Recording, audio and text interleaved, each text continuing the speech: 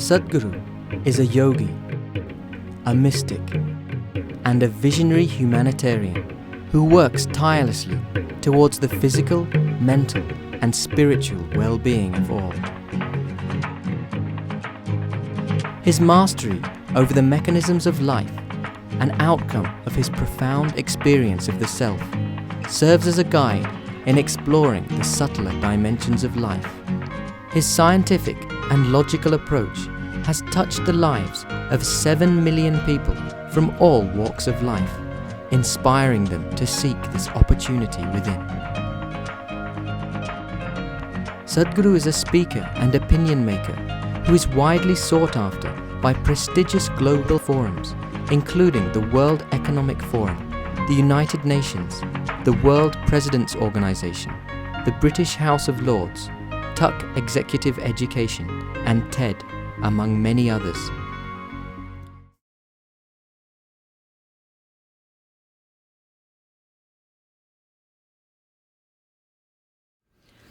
It is an honor for me to introduce our special guest, Sadhguru Jaggi Vasudev today. Named as India's 50 most influential people, his work has transformed the lives of millions of people all over the world. Although he is known as a mystic, he explains the methods of self-transformation with simplicity, elegance, logic, and a great sense of humor. So, Sadhguruji, welcome to Boston and Chai with Manju. It was a total privilege for me to attend your program yesterday, and I have to say you completely mesmerized the audience. So, how is your interaction with the audience like? I was not an audience. No? So, the thing is just this. I do not know any philosophy. Mm-hmm. I am not scripture educated. Mm-hmm. The only thing I know is, I know this piece of life. Mm-hmm. I know this piece of life from its origin to its ultimate. Mm-hmm. And what I see is, if you know this piece of life, by inference, you know everything that's worth knowing. Mm-hmm. Because that is the nature of the creation. So if you know this, then by inference, you know everything. Mm-hmm. In that context, when if you call that interaction, I don't think it's interaction, it's just that I'm articulating all that their own intelligence would want to articulate, but they do not know how to articulate because they're so messed up with so many concepts, ideas, ideologies, philosophies, belief systems. So I'm just articulating what every life would naturally see if they're uncluttered by external influences. So that is the only sadhana in my life. Now, I read that you started learning yoga when you were 11 years old, and your first class that you taught was when you were 25 years old on 23rd September 1983 to 7 students.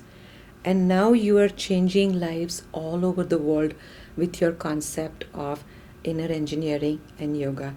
So please explain to us the essence of that inner engineering and your concept of yoga. See, if you utter the word yoga today, particularly in this part of the world, people are thinking about twisting their bodies, standing on their head, holding their breath or whatever. The word yoga means union. When we say union, what we are looking at is, if you look at the fundamental longing of every human being, wherever they are, they want to be something more. If that happens, something more, something more, something more, endlessly. Right. So if you look at it, all they want is limitless expansion. Right. Limitless expansion means you want everything to be yours, or you want everything to be you, if that is possible. Right. You can either make something yours, either by conquest or shopping or just inclusion. Right. So inclusiveness happens because you have allowed your life, the fundamental life energy to mature into a dimension that it spreads itself. If you sit here, you can experience the entire universe as yourself. If you are in such a state, then you're called a yogi, and the method that you employ to get there is called yoga. Or in other words, it is about understanding the fundamental mechanics of life, how life happens, and what binds it and what liberates it. So inner engineering is not a concept that I make up or somebody else makes it up. It is about understanding the laws by which life is happening. So inner engineering means to structure your interiority the way you want it. As I told you, I'm a physician, and you have described human body as an amazing gadget, okay? Is it not, as a physician? Yes, absolutely, absolutely. With all your education, you still can't Absolutely. figure it, isn't it? Yes, there's not much we don't. So we as physicians are constantly told that yoga can make so much different in the physicality.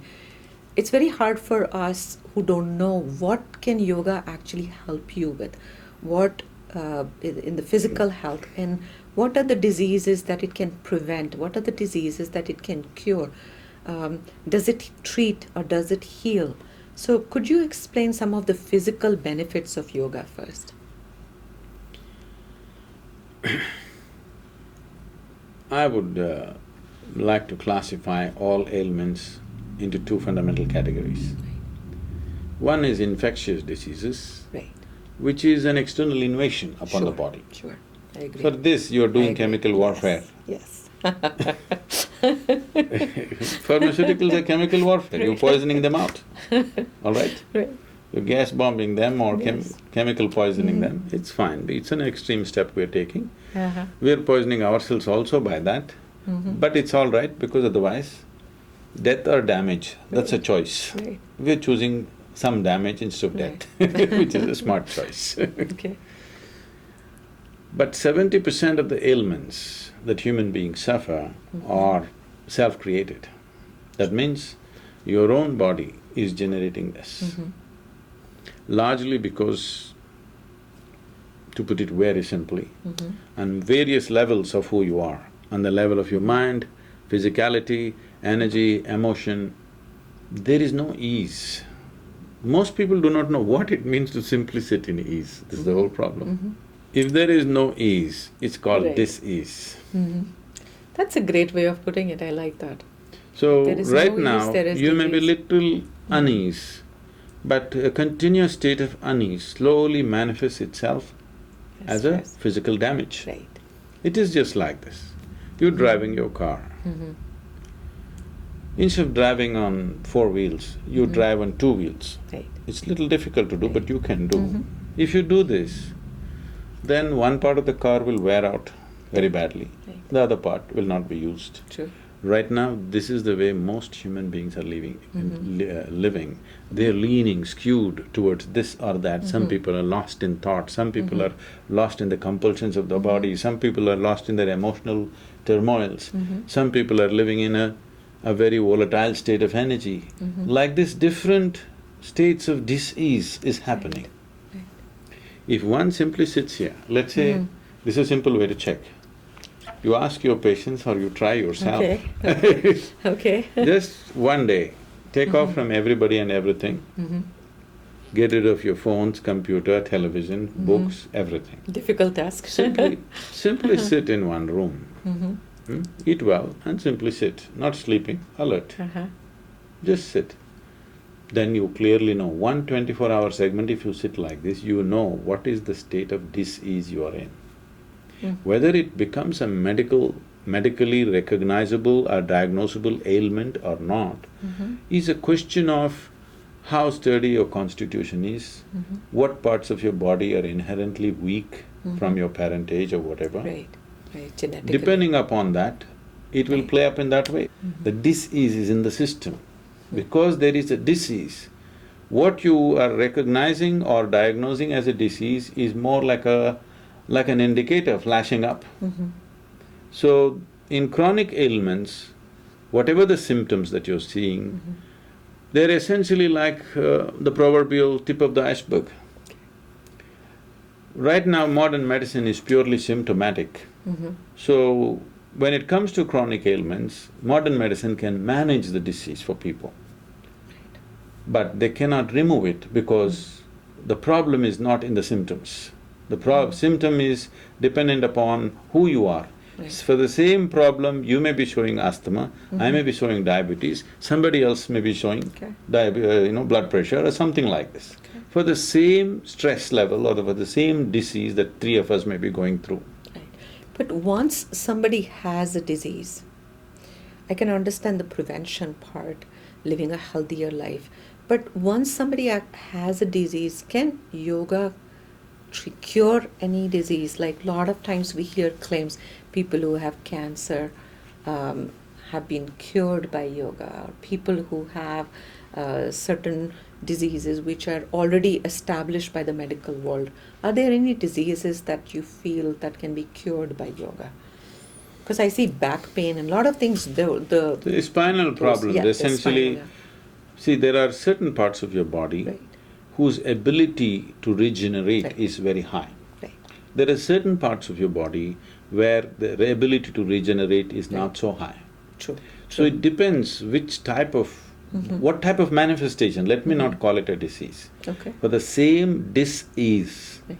what type of manifestation is happening in your body, accordingly, what part of the body, accordingly whether it can recover quickly with certain practice or not, will happen. So there is no one standard, yes, we can cure everything. In principle, yes. Okay. Anything that is chronic, yes. But in practical sense, on a day-to-day practical sense, now somebody has cancer, now I will never tell him do yoga, I will tell him just take the treatment. Absolutely. We Absolutely. will help you to recover from the treatment because treatment is so exerting and damaging to the human body. Sure. After that, so that relapses and repetitions don't happen, we can put them on various practices. When somebody is at a risk of life, that's not the time to do yoga. That'll be silly to do that. Sure. But at the same time, for various other things that people are suffering, which may not be immediately life-threatening, but over a period of time it'll curtail their life, it'll curtail the span of their life, such things can be easily reversed with yoga. If you talk to me about hypertension, I would say 100%. Really? We can get you back.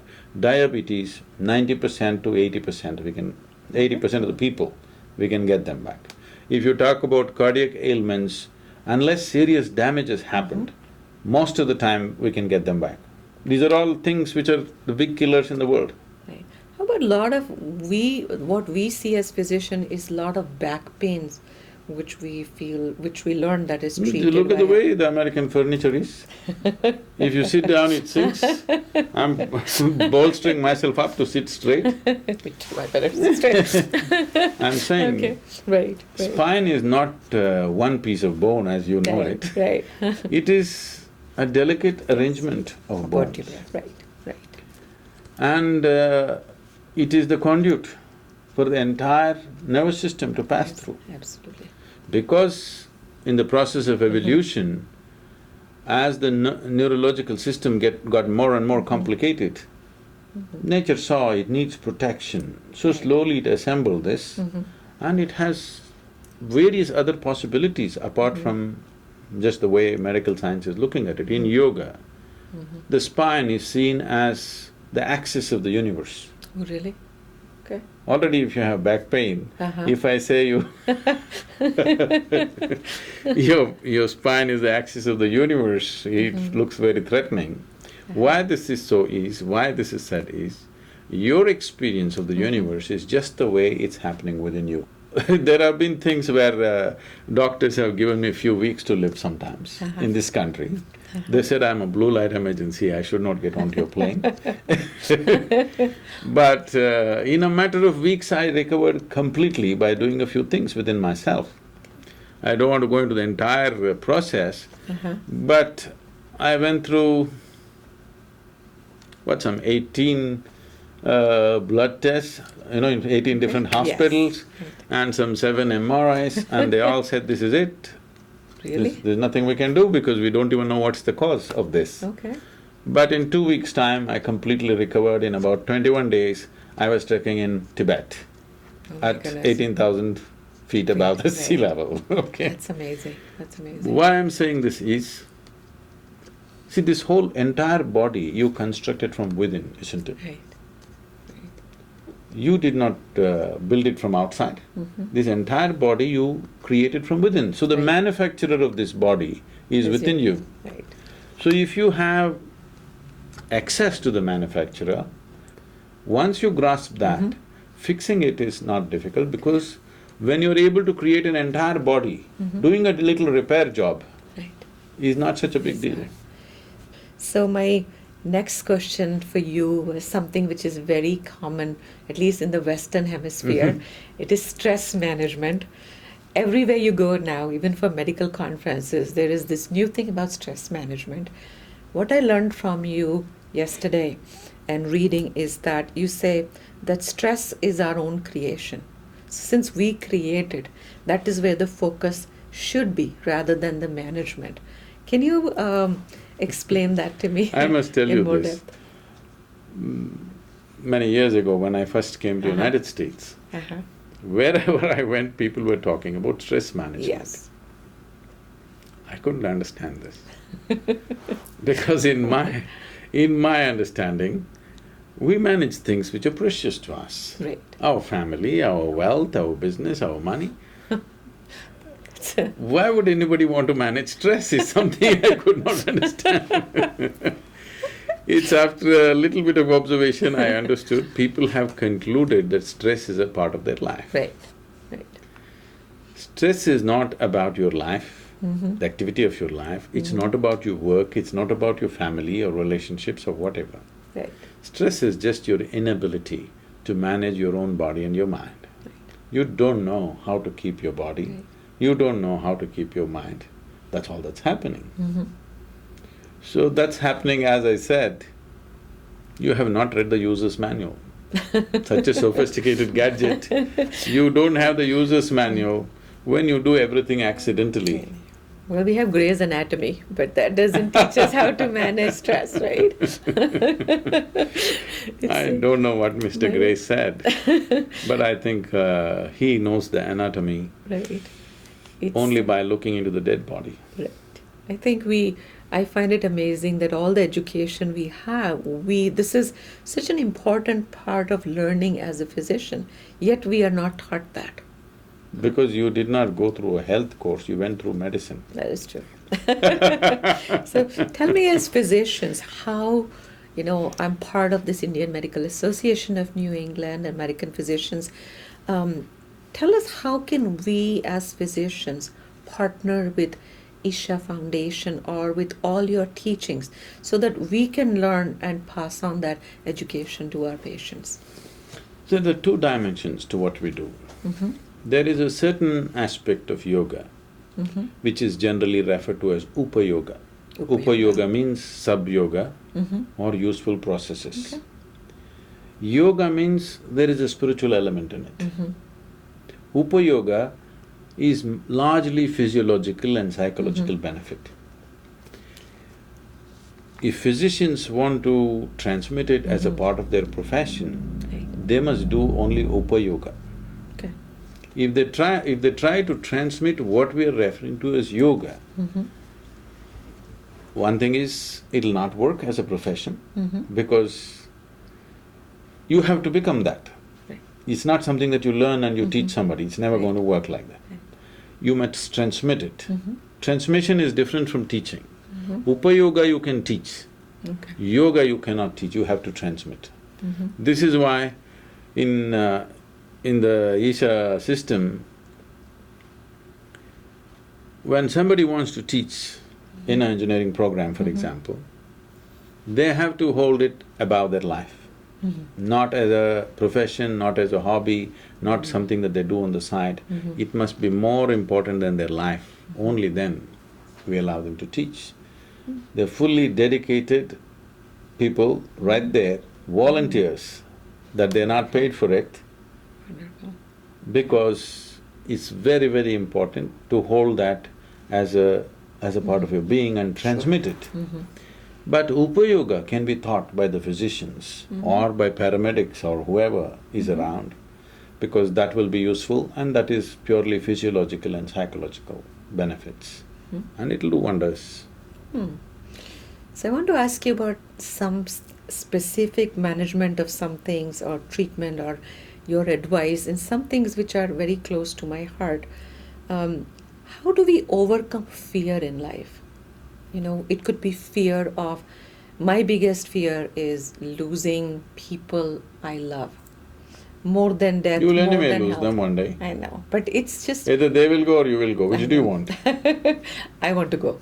Really? Yes, honestly. It's a very, that is how big my fear is, that I would rather go myself than face the loss of my loved ones. I lost my parents 2 years ago, and I'm still stuck in that zone of that, you know, that mourning that loss.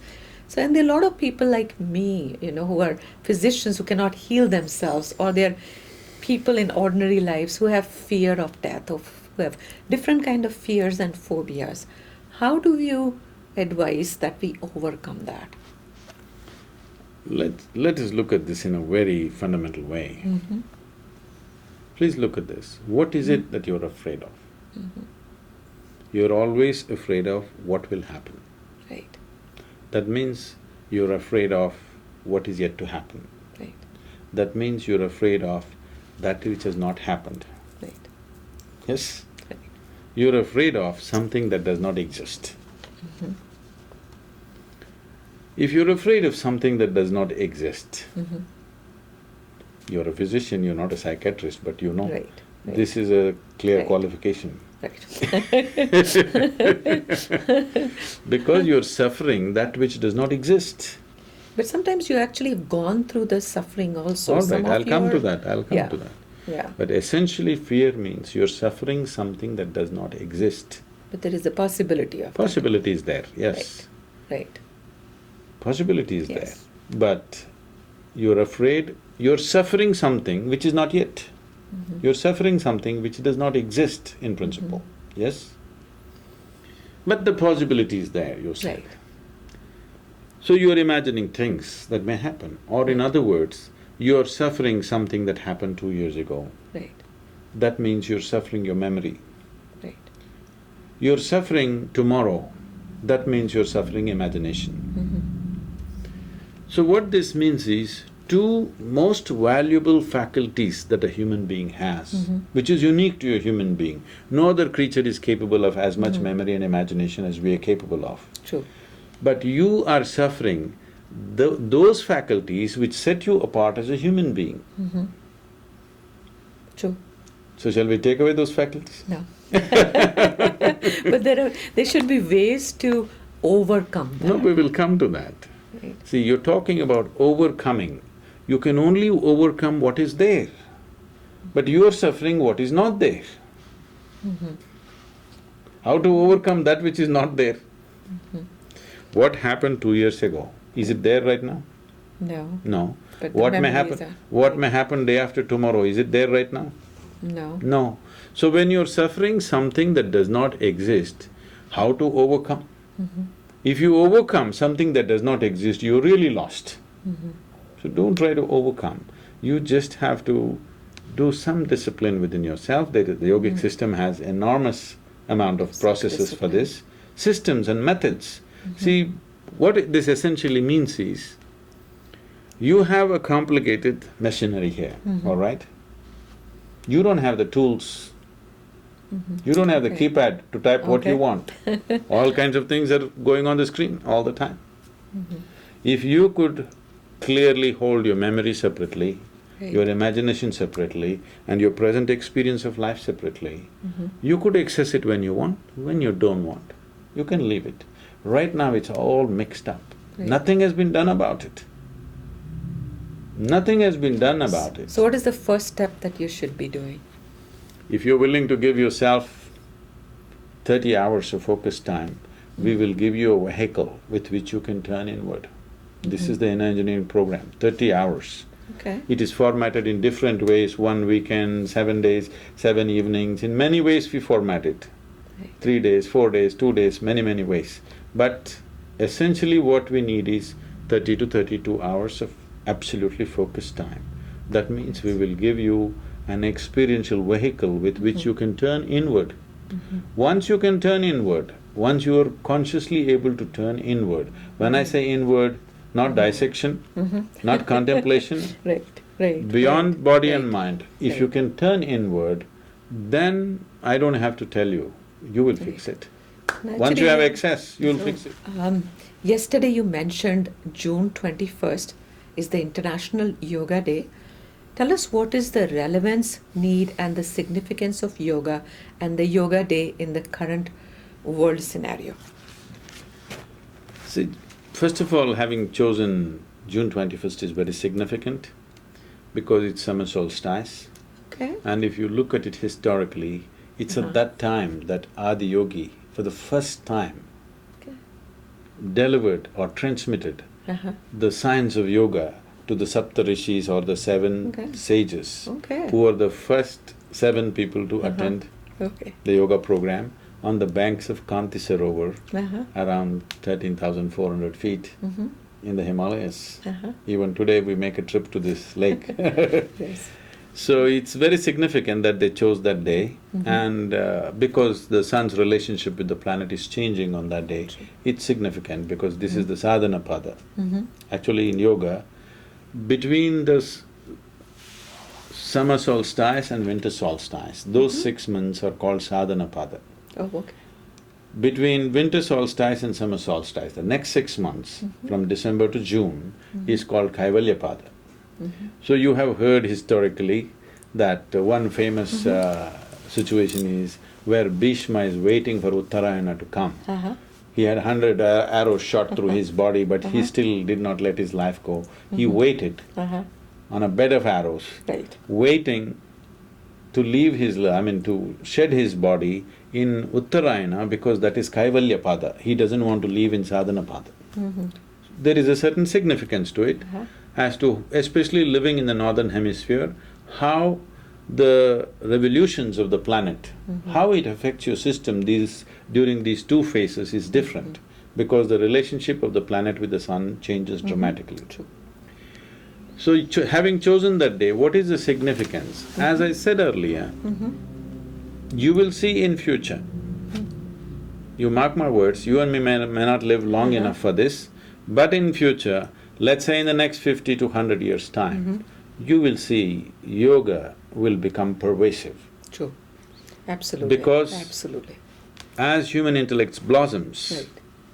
belief systems will start weakening. People want to do something that makes sense to them. Right. It should make absolute sense to them and it should be scientific. And this is an absolutely scientific approach, it's non-denominational, it does not include any belief, any kind of indoctrination or dogma, or… there are few cultural frills that people have added. This has been the significant part of my work, to take off all the cultural frills and present yoga as an absolute science. So this will be the future of the world. World will seek well-being by turning inward in the next 50 to 100 years. The sooner it happens, the better it is. So, having declared this day, United Nations has made a statement. For the first time, 172 countries endorsed a particular resolution, which has not happened in the history of UN, okay? 172 countries endorsing a particular resolution, it's not happened ever before for any cause. So that is a reflection of how people are looking at it. And on this International Yoga Day, which is the first one declared, 2015,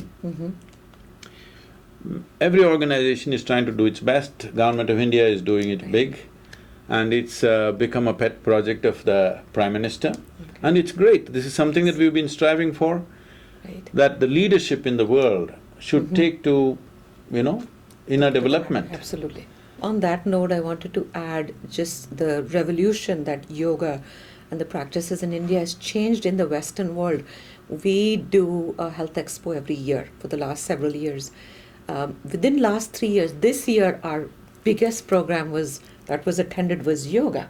One of the biggest healthcare insurance providers in our state, in New England actually, have now introduced the Eastern Harmony program, where yoga is a very important part of that. That has never happened before in the history. We can see that as physicians, the change yoga has brought. I think the physicians of Yeah. North America Right. have a huge responsibility in this Yes. direction, in the sense, see, this nation, being in many ways the most affluent nation on the planet, people have a wide variety of choices for their nourishment. Right. When there is such a choice of nourishment, there should be no chronic ailments. Infectious ailments, if there are there, I'm sure you can deal with that. But you are spending $3 trillion on your healthcare Right. bills are $3 trillion, it could sink a nation. Okay. And it does. It could sink a nation altogether. Right. So, I feel the physicians of North America have this enormous responsibility that you don't try to provide health for people, you provide methodologies with which people Right. can generate health for themselves. Right. It's very, very important, and yoga is a very scientific tool in this direction. Sounds good. One of the interesting things that I was reading is that your foundation actually goes and teaches yoga to prison inmates also. It's know, mandatory. that was very, very in southern interesting for India, our in-engineering programs are mandatory in all the prisons. Right. So… Oh, is that right? Yes, we should make it mandatory to all the doctors. I truly agree. Because you must be an embodiment of health. Absolutely. Going back to your talk yesterday and in context of what we are just saying, you said that one thing, if there's one thing that people could do which could change their life or enable their progress. So what is that one thing that each of us can do that we become better human beings? When I use the word life, let me make clear this. When most people use the word life, if they say my life, they may be talking about their work, Right. their home, their car, their family, their True. relationships, their education, their profession, something like this. These are all accessories of life. This is not life. What is throbbing here is life.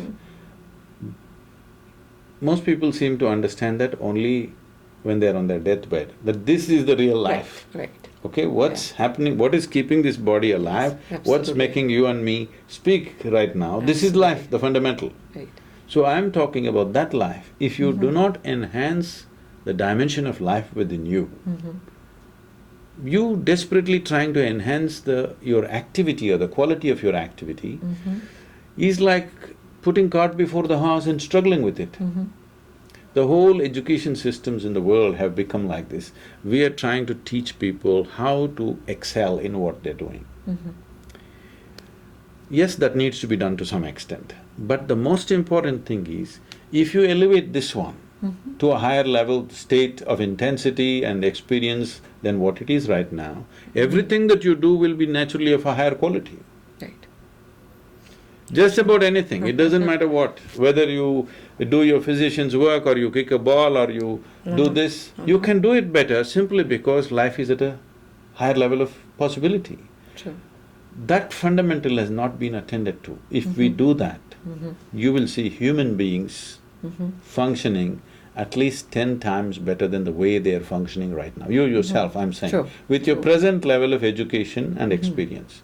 If you enhance who you are, suddenly you will find you will start functioning 10 times better as a doctor, believe me, True. And I like that without further education. There's one thing I want to know, because the world knows now that, you're called the maverick guru. We know that you like motorcycles. I learned that you can even fly a helicopter. So, and yesterday listening to you, I heard, I could see what a beautiful voice you have. So I know you can sing too. But tell me, what do you do just for fun? Something, something that just you do not, which is not work, which is just I don't do any work in my completely- life. I stopped working 33 years ago. Since then, I'm just doing what I really care for. But something frivolous or something just… If I have an Have a good evening time. free and if I'm in New York, I'm at the Broadway for sure. Oh, really? Oh, yes. Okay. Okay. What's your favorite show? Well, I just saw an act of God. Did? Okay. Okay. So, we always end this show with asking you one question. What is your last word on Chai with Manju, and what is your last word for our audience in Boston? Oh, okay. I thought you were asking me what's my last word because I don't know what's No. coming next. I didn't know that this was an execution.